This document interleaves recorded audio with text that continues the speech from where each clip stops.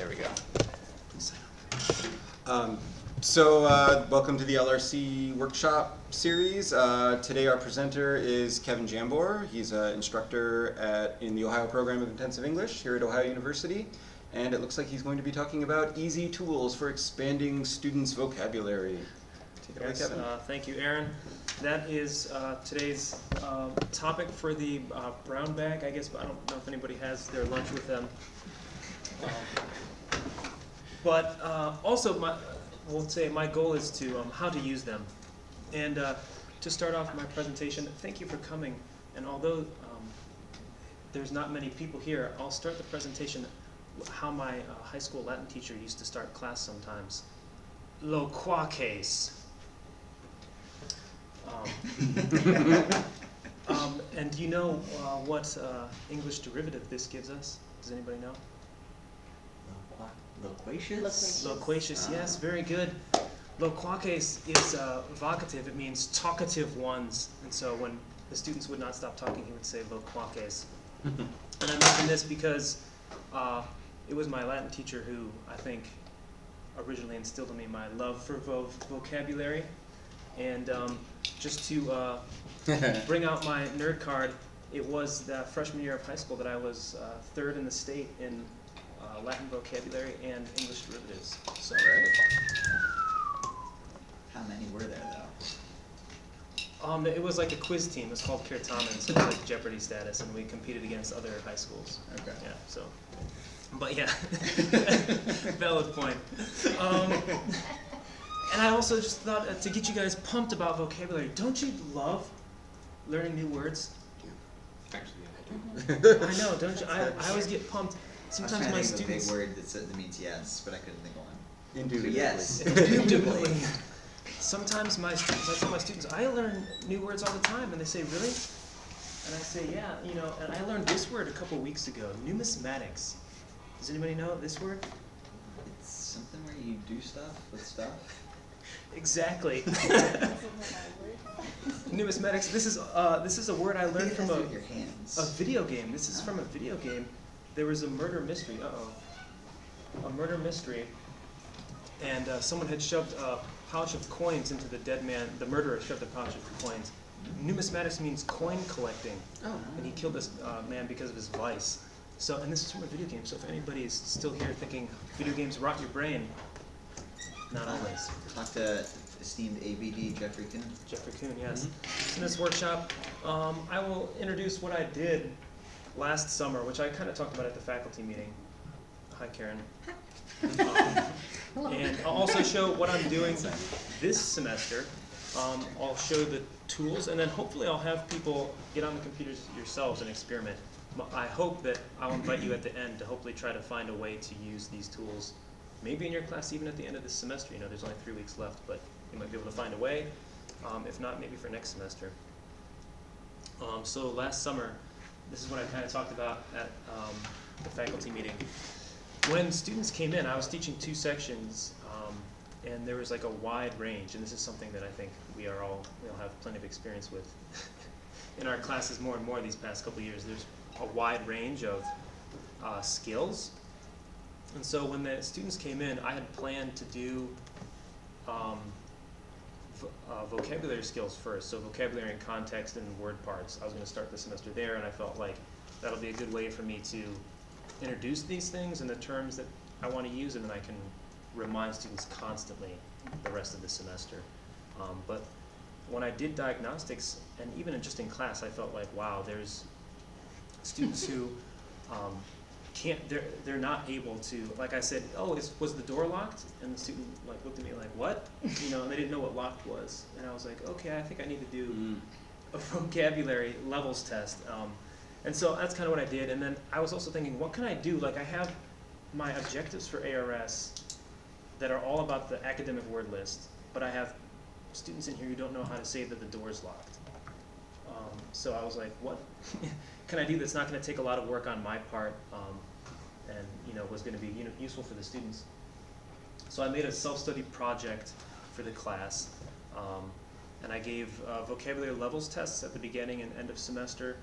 That was mostly, and none of this was graded. I did monitor it, but it was mostly for the students' benefit. Like I was trying to motivate them to say, oh, this is how many words, can you increase that by the end of the semester? So I set up some online tools for the students to use, Quizlet and Memrise. Is everybody familiar with those? No Quizlet, but not Yeah. Memrise. Not Memrise. Yeah, I think probably everybody knows Quizlet. Memrise might be new for a couple people. I prefer Memrise. That's what I'm using this semester. So my hopes and dreams, of course, increase my students' receptive vocabulary. I say receptive because this was ARS. I wasn't worried about having them use the vocabulary, but my goal was kind of quantity over quality, kind of throw as much as possible and see what sticks. And then also, I say use my students' ignorance against them, and I say that in a positive way. I mean, all my students are language learners, but they are not all lovers of language learning. And I'd say maybe 1 out of 1,000 students likes linguistics or cares about language in the same way that I do. Like I'm really passionate about grammar and how this grammar is used in English and how it's used in Japanese and how it's done in Latin, and it's like really interesting to me, but for my students, they could care less a lot of the time. And so what I mean by this is, and I've noticed when I ask students, oh, what do you need, what skills do you need to increase, and they always say vocabulary. And that's the one thing that and students even in my class now, in week 12, will say, oh, if I just knew all the words in this reading, if I knew all the words, it would be no problem. I'd have no problem. And because I think they don't really see the value in how the grammar is structuring the ideas and how that's putting forward that kind of stuff. So when I mean use my students' ignorance, I mean they see the benefit in this type of self-study, and that makes them feel like this is a good use of their time. So I felt that was helpful. It wasn't hard to convince them that this is they didn't see it as a waste of their time. So I gave them vocabulary levels tests at the beginning, and I had people who were testing below the 1,000 word level. And when I say 1,000 word, that means like word families. And there was people, nobody was above 3,000, which is kind of crazy. And then today, does everybody know the national or the general service list? Mm-hmm. Yeah. Yeah. So there's like the 3,000 most used words, and they give coverage of about 90% of general English conversation. So if you know those 3,000 words and their related forms, you would understand about 90% of the English you encounter. Sorry, just to interrupt here. So our objectives for ARS all involve the academic word list. Yes. But literally none of your students upon beginning the semester had the scaffolding necessary Yes. to really begin the academic Yes. word list, because Yeah. none of them had the entire general Yes. service list, Yes. or even like the majority. Exactly. Of it. So Okay. research suggests that in order to guess the meaning of a new word from the context, you need to know at least 90% of the other words on a page. And if my students aren't at that 3,000 word level, they're not understanding 90% of general conversation, let alone academic readings. And so that's the problem I had, is my objectives are get my students to be able to guess the meaning of academic words, not even the academic word list, other more obscure academic language, vocabulary that I'm not going to be able to spend time on, and that's not useful for them to memorize now. And I was like, this is insane. There's no way these people are going to be able to do this. So that's kind of where this project came from. At the end of the semester, I was happy to say that everybody reported being over the 1,000 level. The lowest students were about 1,500. And then there was one student, I didn't keep strict records, so I can't say specifically. And I used slightly different vocabulary levels tests at the beginning and the end, so that may all be messing around in here. But there was one student who tested into the level at the beginning, and no one was above 3,000. And she reported testing in the 5,000 range at the end, and she tested out. She came into advanced that summer after 12 weeks, got the TOEFL score to go to full academic. So that was probably a confluence of all the other OB classes and other things too. But yeah, So that's can I ask a question? Sure, Quick? When you yeah. get beyond 3,000 and up into the 5,000s, are you beyond the general service list and into the academic word list? no academic Or word are list those two is separate completely entities? separate. Okay. Yeah. The general service list is like from a survey or like a corpus, Mhm. and it's like the 3,000 most common. Okay, so vocabulary even when you get words. into 4,000 and 5,000 level, that it's still measured on a general corpus. Yeah, that's Okay. general corpus, and then academic word list is specifically from academic journals or those things, and those Mhm. are like I think it's 962 words that are commonly repeated in many different genres, Mhm. not just the sciences, but Yeah. the arts. Some of those academic word lists are in the general service list, right? Yeah, some of them overlap Yeah. too. Yeah. Okay. Yeah. So that's kind of what I said. Let that sink in. Yeah. I mean, I had students at the advanced, and this is crazy to think about. Students at the advanced level, where we think, okay, in 15 weeks you're going to take academic class. That's the goal, right? And they came into the class with a receptive vocabulary, not a working. They can't use 1,000 word families. Less than 1,000 words, we have students at that level who have a receptive vocabulary of less than 1,000 words, which is pretty crazy to think about. We have some time to let that sink in.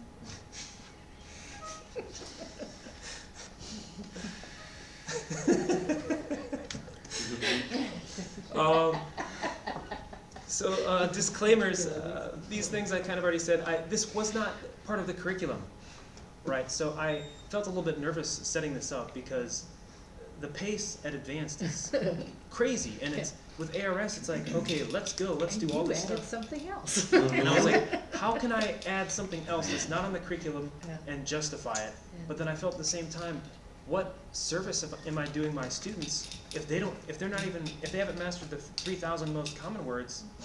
They're not going to be able to do what's required of them. Mm-hmm. So this is kind of something that I felt I needed to do. Can I ask a question? Yes. So the way you set this up, at the end of the semester, Mhm. could the students keep working on this on Yes. their own? Yes. See, that's wonderful, Mhm. yeah. Yeah. That's why I kind of talked about this stuff. Oh, and this is one disclaimer. I don't believe, so in 12 weeks, no one tested over 3,000, but then I had that one student who said she was receptive in the 5,000 range. That would mean that she learned 250 words per week in 12 weeks. I don't think that's because she was messing around in Quizlet. I mean, I think that's part of it, but I think the stuff that my project did was all receptive, and then add to that, because you'll see those 3,000 words everywhere. So you see those, you repeat that 2, 3 times, 4 times on Quizlet, and then you see it 5, 6 other times everywhere else you go, and that's how it And that's how sticks. people learn That's how you learn. vocabulary, right? Yeah, to learn a new word or Yeah. to even remember that that you've seen it before, you have to see it, I think, 7 or 8 times Yeah. in different contexts. You have to hear it on the TV, you have to see it in a reading, you have to see it again when you're talking to your friend, whatever. Mhm. You have Well, to see it 8 times. To put this number in context, this 250 words per week, a native speaker, English speaker, toddler, going through the language explosion, Mhm. is learning about 13 new words per day, right? Mhm. That's less than Yeah. that amount. Mhm. Yeah. And I'll actually say later when I show you what I'm doing this semester, I set a really high goal for my students right now, and that's because of my experience with this. So I talked about that student who tested out. Okay, so the self-study program, I used Quizlet and Memrise. And what I did was at the beginning, so we did the vocabulary tests in the first week, like I think it was on that Friday of week 1, and I said, okay, so you kind of have an idea where your levels are. They would test into like the 1,000 band or whatever, or 1,500. And I said, you're going to study the general service list, and then eventually if you finish all those 3,000, you're allowed to move up to the academic word list. So it's set up on Quizlet with 50 range bands, so like these first 50 most common, next 50. And I told them, choose a level to start, and then scan the words in that list. And if you know all of them, then go up to the next less frequent words, right? And then they go up until, I told them, this is just what I made up. I said, if you know only 40 out of the 50 words, you should start in that band. Because, I mean, it's kind of hard to say, because they might know 40 out of 50 here, but they might know, you know, they'll still know words in the academic word list because they've been targeted, you know, they're here in OPIE or whatever. So it's kind of a mix of what they would know. I told them this was for self-study, and it was everyone's at different levels. Because how can it doesn't make sense for me to spend class time for someone who is at 900 words and someone who's at, you know, 2,500 words. So that's just kind of so. I told them that all these words are essential in English, that learning them, you'll absolutely see them, you'll absolutely need to use them. Yeah, they cover 90%. Yeah, and we were studying the academic word list in class anyway, so if they got to self-study, that was later. Okay, so I guess I'll show what I did so you guys can kind of see what I'm talking about.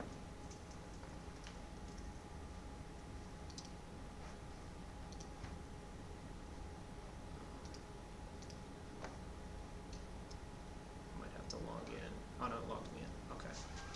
So this is, and I had both classes together. This is my ARS one, and so this would be one that I made for my students for a class. But then as you scroll down, then you get to it's called NGSL because it was updated a few years ago, so it's the new general service list, so it's a little bit more updated. And then it goes all the way down, these 50 bands, you know, and so I would say on that Friday we went to class, and so if they took the tests and they said, oh, I'm at the 1100 level, they would choose this, and then I told them to scroll through the words and like, oh, do you know flow, highly, contrast, procedures, straight, correct, just go through, and then they had to find the band that they were supposed to start in. Okay. And then they were supposed to move up if they learned, if they felt they were ready to move up. Okay.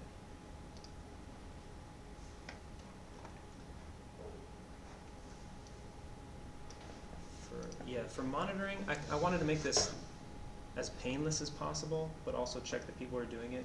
So I just had them fill out weekly surveys, and that lasted for a little while, and then I got lazy, and they weren't always filling those out.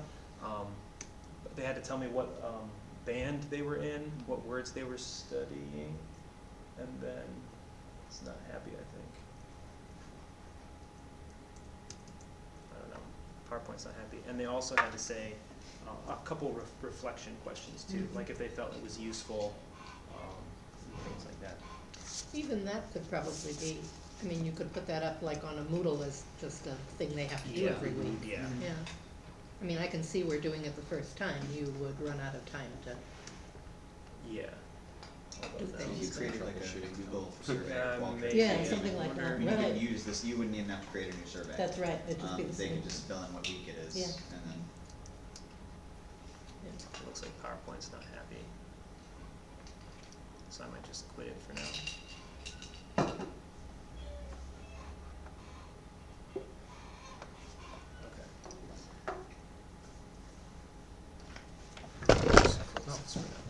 Okay, so I guess what I'll do, I'll just kind of go for it. Well, oh, and how I started it when we went in, oh no, I'm sorry, I'm going backwards.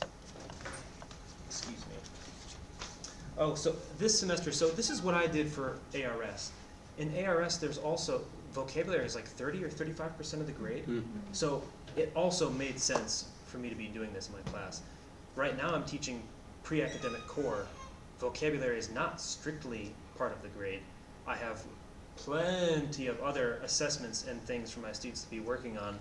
But even so, in this reading, they're reading as part of the class and we're using making connections, and I felt like I'm kind of ignoring vocabulary because I have hundreds of grammar things to do and writing and all this stuff. And so after spring break, I was like, you know what, I've kind of been ignoring this, and I was like, what can I do? I've used these tools before. What can I do this semester that I can do something similar that's going to help my students and still be useful?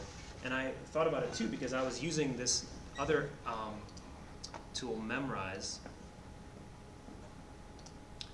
myself to study Japanese vocabulary.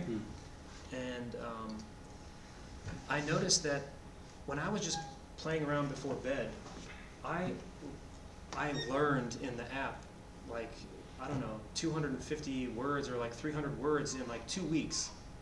I already knew some of those words, some of them are completely new, but I had, learned that. And so I felt like, well, if my students are in an intensive program and they're having all these other contexts to see these vocabulary, they could learn that many in 2 weeks with like 5 minutes a day on the app. Mm-hmm. So what I did, and this book does really well, is they have a glossary for all the vocabulary words that they highlight for each unit.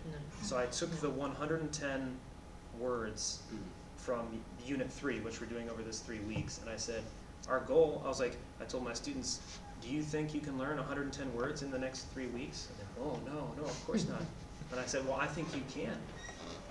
And I reminded them, I don't mean when you know a word, like you need to know how it sounds, you need to know how it's spelled, you need to know what the collocations are, you need to know the different, what morphemes can attach to either end, you need to know, what grammar structures it comes with sometimes. All those levels of vocabulary knowledge, I didn't say you need to know all of those, but you're going to see them in the readings. So you should be able to just recognize them and know the meaning. So I made this group for this semester, and this is basically the same thing as Quizlet, but Memrise is a little bit, I prefer it because it's based on like memory science, so it'll remember what words you've mastered, which ones you have trouble with, and then it sends you a reminder to review those words. And it kind of knows what's in your long-term memory and what's only in your short-term memory, and so it'll kind of prompt you to like keep those up. Memrise sort of reminds me of Duolingo in a sense, but it seems more focused on vocabulary, whereas Duolingo is more looking at grammar and situations and things. Yeah, so there's 5 readings in my unit, so I made a list for each reading. I just kind of put the vocabulary words, took the definitions from here. It takes me like 10 minutes to make a set, so this is not very difficult, maybe even less. And I'll just kind of show you. You can see my students here. I'll just show you. I'll turn the sound down because I've recorded my voice too, so you don't, unless you want to hear the dulcet tones of my. So like it'll show you a new word and definition, and then you see it like this is it planting the seed of the new memory, perceive, and then it'll say, oh, new and original, and then you click and it gives you points, and then the plant starts to grow, and you keep going, and then sometimes it's just this, financially successful.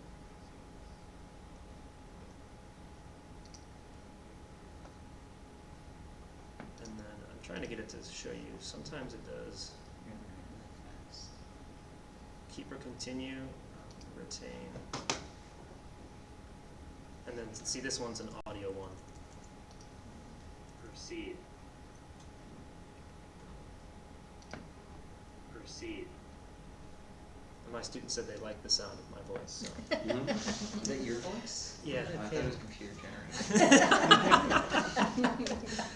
He's a robot. I'm trying to see. Eventually, it asks What you to do happens when you different get it wrong? Oh yeah, so reproduce. See, it says X, and then it says, oh, then it'll show me it'll show me the definition again. Yeah, the plant shakes. And then eventually, once it shows you the form, then it asks you to type it. And there's different types of questions, right? And then the students earn a score, and I try to make it a little bit competitive. And what's the timer over there on the? Oh, that knows like if you don't know it in that amount of time, you don't know it. Yeah, so yeah. it marks it as It a all difficult goes into word. the algorithm. Yeah. Nice. The weirdest thing that's happened is I made this for my class, and a bunch of random people have joined, Sure. and they had more points than my students for a while.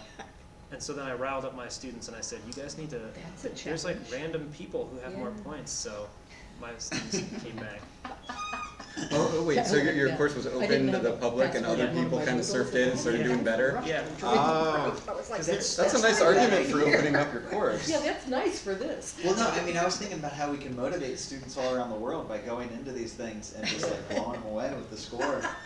Like this, Well, you're mean. yeah. There's only 9 so that they'll try to catch up to us. 9 students in my class, and there's 26 people who have joined. and all of them have earned points. Whoa. And so I told my students. Zointex, look at you You're down becoming there. That was me. Yeah, I joined to make sure. vocab guru. I joined it to make sure it works. But yeah, so that's what I'm doing this semester, and it's pretty easy, and I think the students say they like it. You know, and I don't know. So that's what's going on now. Let's see if I can get the PowerPoint to come back. I'll say a couple more things, and then we'll. I noticed in the PowerPoint you have the, what do you call it, the, if you do the mirroring mode, it might be a little less flaky. Okay. Because you have, like, you know, the two presenter windows. mode? Yeah. Yeah, it like automatically switched to the other mode. If you go to, I think, slideshow, Where's Yeah, they're right in there. and, no, actually, if it's one of the tabs in the program. Yeah, it's really Oh, annoying. this It's one. that slideshow, and then you go like all the way. Yeah. Oh, they moved it to the left. Good. It used to be on the far right, Yeah. and it What was, is it? if your Which window one? was too small, it'd be Yeah. hiding. So right there it says presenter view, and then like, I think if you click on, unclick that, or, No. Well done. Declick. Ah, there we go. Oh, we'll try it. Yeah, we'll see how it goes. oh, it's the same little one. If it breaks in the same spot, then you'll know where that's where the So problem something- is. Okay, I talked about monitoring. I talked about this semester. Yeah. Oh, so things of note. Yeah, I already talked about this. Nobody came in with the general service list mastered, and we're asking them in that from advanced level. The goal is get ready for academic class, and I think that's something that, I mean, we're all OP people here. That's something to think about. Should we set a vocabulary level goal for bridge level, for advanced level, for intermediate? And should we work towards that? And this was in my blurb for the promotion. Having knowing 2,000 word families and their different forms will give you coverage of about 95%.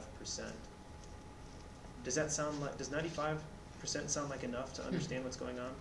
I mean, it sounds like it it. should. It sounds like it. OP defines proficiency as 70%.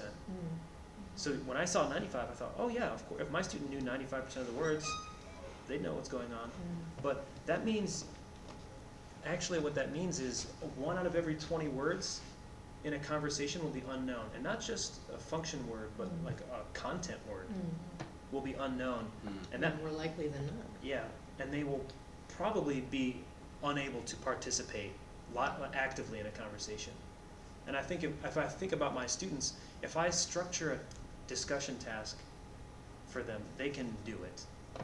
But I can also imagine myself as a Japanese learner, if I'm in a conversation with 2 other native speakers and I'm sitting there, I am not actively participating. That's right. Even if I think I understand what's going on. And so I think that kind of makes sense for our students.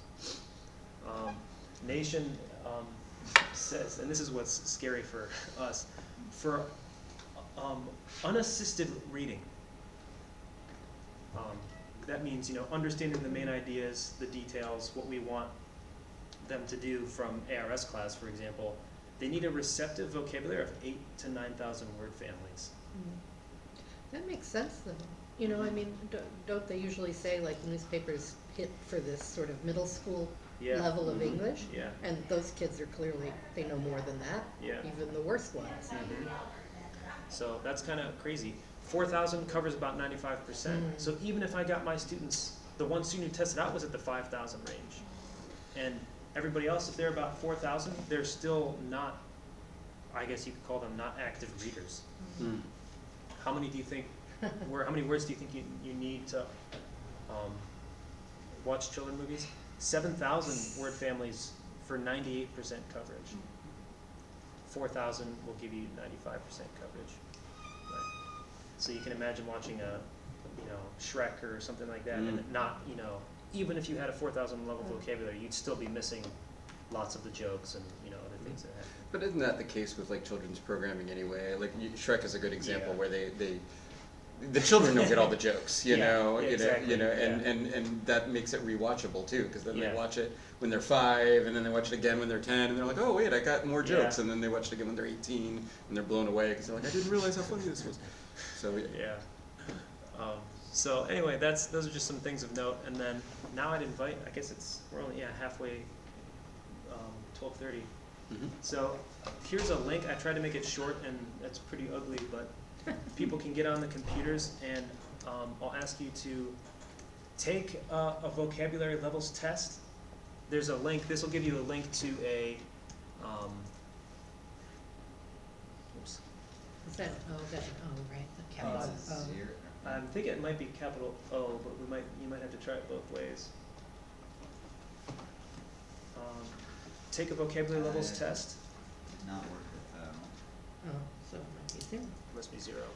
Did not work with zero. What? I don't know what I did wrong. Oh, it's an I. I got an L. Oh. It's goo.gul. Yeah. Go.go. Can I do it on my phone? Let me do it on my phone. To try. Yeah. And then And that's a 0. I think it looks like an O. It looked like an O to me. Did Oh. you I think figure a out which zero one would it is be a now? bit narrower. Yeah. Yeah. Capital O. That's why I thought it was kind of round. I'm in. Vocabulary brown bag. And Yeah. I'm gonna use a computer. Yeah. Sorry. It might be easier on the computer. Mhm.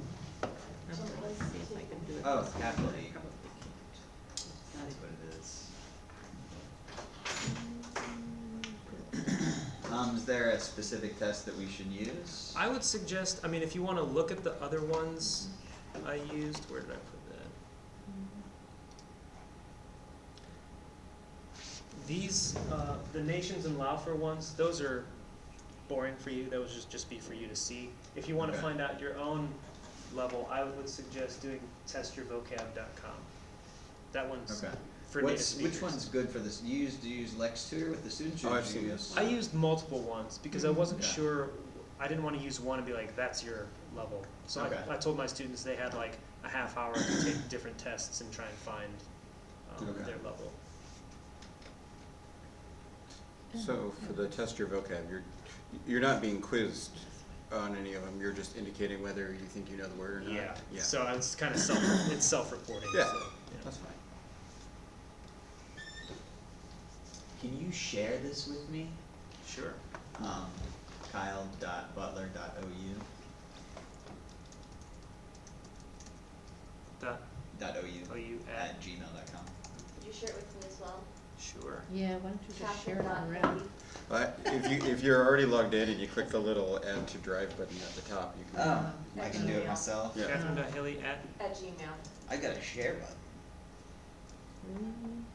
Let's see.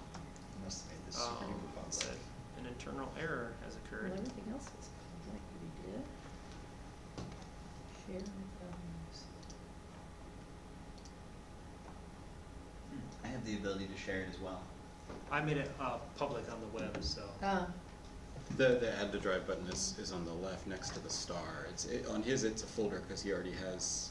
Cause I think I need to go to a computer I was because gonna the say, you're phone just froze you're on me. just like one of our students. I'm gonna get on the internet. You mind if I paste that I live off of this thing these days. that short tiny URL Yeah. on comment section? Sure, yeah. Everybody should be able to at least suggest or comment.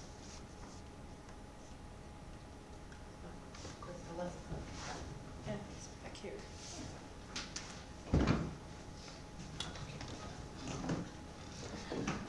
Can't do that with the chat comment section. Oh, won't let you? Yeah, it has. I thought admins were able to post into chat. 'Cause I'm that not happened logged during- in that as an happened during admin. the- Oh, you are? I'm not. Oh, you're not? Yes. That's what happened during the call IS was Vance Stevens was trying to post links in the chat during one of the sessions. He was Yeah, we like- had to he was make like, him "We can't." moderator. Yeah, you can't post links. And I was like, I think you can if you're moderator, because then the mods posted like some Yeah, links. because like any type of chat program, like being able to post links could potentially be dangerous. Yeah. I could Yeah. give you a link to a nefarious page and you can click on it. And so yeah, it's a security thing. This is for the program, the open source. This is for screen YouTube. Oh, for YouTube. Oh, Yeah, okay. YouTube is yeah. So this is for like channeling and giving people permissions to monitor the channel. It's not just about vocabulary, folks. This is like, my students, they always end up choosing the computer that's Well, I was actually going to warn Catherine that number 12 is one of the ones that has really low RAM. I saw shard. And People for a second always I thought it go- said something else. Like if I know that there's a computer that's broken in the room, that's the one that people like go to. And then they're like, oh, this computer's always broken. It's like, no, that one's broken. And that's the one you only want to The use. process of logging in and just bringing up the program ate up about 20 minutes at the hour.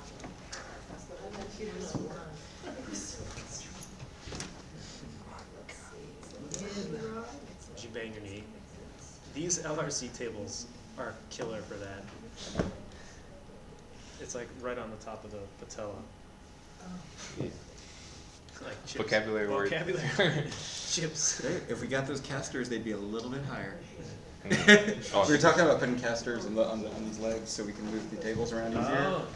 And They're not, I mean, to get a nice caster, it's not that expensive. mhm. Yeah. Well, they probably have a box of them up at surplus. We could just go get. True. And I think we checked these. Don't they have holes in the bottom? So, what's next? So now I guess people are just invited to try out the websites. You can download the apps. Mhm. Kind of hope that you brainstorm or think of a way to use it in your own class. All right, cool. Well, Do you thank think- you, Kevin, for presenting all this. I had a question for you, Kevin. Do you think if like if say like the core teacher is using it, Yeah. is